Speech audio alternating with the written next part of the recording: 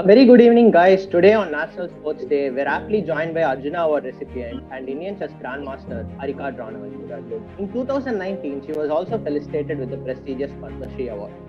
She has won 3 bronze medals in Women's World Championships, 2 gold medals in Women's Asian Championships, and 2 gold and 1 silver medal in Women's Commonwealth Championships. She became an international master in 2007 and a grandmaster in 2011 when she was just 20 years old.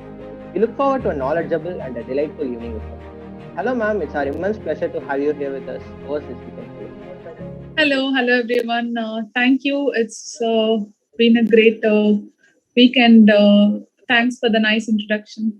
Yeah. Now I'd like to ask you about the roots of your journey. I've told this many times. The first reason why I took up chess seriously was a trophy that inspired me to win further.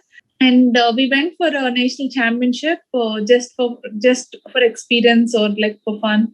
And there I did pretty well, more than I expected. And I saw a girl winning a trophy, a beautiful trophy.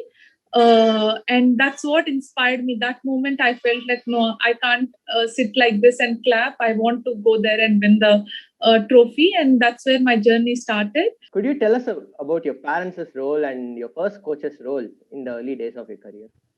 For anyone, it's very important to have a support system, like parents support you, but there should be someone who can mentor you, who can guide you in the profession you take up. So I was lucky enough to get a very good coach and sincere coach in those days, Mr. NVS Ramraj Garu. And because of him, he was much more serious about chess than me. I think for any person to be successful, a good guru is very, very important. And I always feel thankful to get a good one. Yes, that's great, ma'am. Could you tell us about a time maybe when you faced a lot of pressure, and maybe didn't do that tournament so well? It happens in most of the important tournaments, to be frank. In let's say World Championships, I played knockouts, I played the Armageddon, I played so many such tense moments that it is hard to explain how sometimes fear can take over, how sometimes you can be more confident than your opponent. I think in sport that it is always there, pressure. You can't just get out of it, and you will get used to it slowly. Ma'am, you're a very successful player now with a lot of medals and titles in your bag. So what is on your agenda now? What is your next goal or target? Life related or chess related? Anything? I want to become like world champion, world women champion in all the formats of rapid, blitz, and classical. That is something I didn't do so far. I won most of the major titles, medals, and everything. But definitely, world champion is my agenda next. We wish you a very good luck. Thank you so much. Ma'am, now I'd like to move on to some chess-related questions. So we have observed that the Armageddon tiebreaker has gained a lot of popularity as well as some criticism over the past decade or two.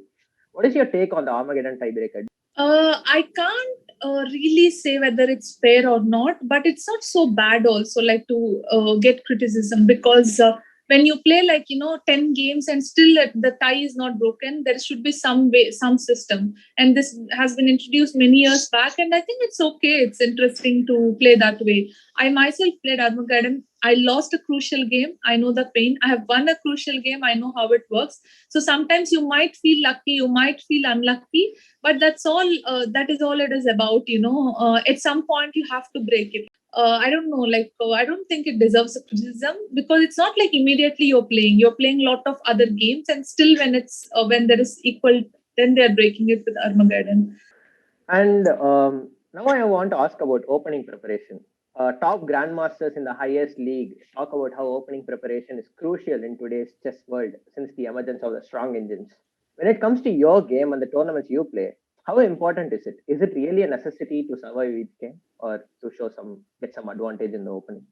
Yeah, it's very, very important because these days with computers, everyone have material, everyone will be prepared enough, and they'll get good position after opening. So it's very, very important to be really good at in your openings.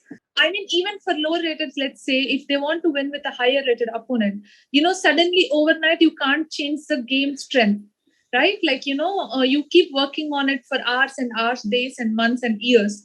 But this opening can change the diamond, like, this dynamics in like one game immediately if you know it well. So now we move on to an interesting part of the session, I guess. Some would call the most interesting, the rapid fire round. Okay. Okay. So the first question I'd like to start with is, what is an opening that you would never ever play? It's hard for me to say because I played most of them in some or other time controls. Maybe one thing I would say is maybe Scandinavian from Black Side. At least that is something I didn't play. Say maybe I'll say that. And you've been to a lot of team tournaments as well with the contingent. So who do you think is the funniest player in the Indian chess contingent? It's hard. I don't know. The only person I can think is maybe Adiban. Yes, ma'am. Expected. Okay. So this question I have to ask any grandmaster that I will ever meet. One E4 or one D4? It's hard for me. I have been a D4, NF3 or C4 player since beginning, and I also play E4. So I will say both. As a player, I play everything. So I would say both. I won't choose one. Yes, ma'am. That's great. Okay. So finally, ma'am, we have a lot of amateur chess enthusiasts in our institute. Do you have a word of advice for them? Yeah, I mean, I've seen also many people messaging me that I'm learning chess now, how to develop, how to improve. Can I be a player? Can I be a grandmaster?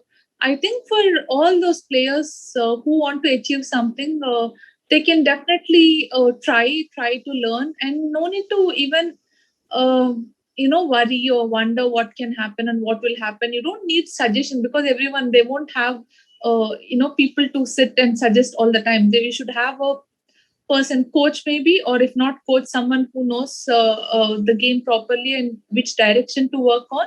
And you have so much material online these days. You can work by yourself, and you can read books. I think books can do wonders. You can learn a lot from them. And you can definitely in chess, to some extent, you can improve by yourself. I won't say everything, but to some extent, definitely your hard work can pay off. If you just need to find a right direction and write books, and you can just work by yourself also. It all depends on how much you're motivated. Yes, ma'am. An extension to this question, like you became a grandmaster when you were 20, and most of us are already 20 here. So how does age factor in? Is it a big deal? Yes, if you want to take up chess professionally, any sport to some extent, I think it's a big deal. So by age passes, definitely it makes huge difference. But in general, I think if you want to be very, very successful, if you want to take up something professionally, I think in sports it's little late. But I'm a very positive person. If I feel if someone is really passionate about something, they can definitely achieve even when they start at 20. But they need to do maybe double the amount of hard work, which they maybe at the early age, if they would have done half the amount, they could have been successful. But even at any age, if you want to do it, you just have to work double or maybe triple the amount of usual normal self. So I think for the younger generation, I would say that they can do wonders. They have all the time and age and everything. So they just need to have high goals, and I think they can do it. They can really achieve much more.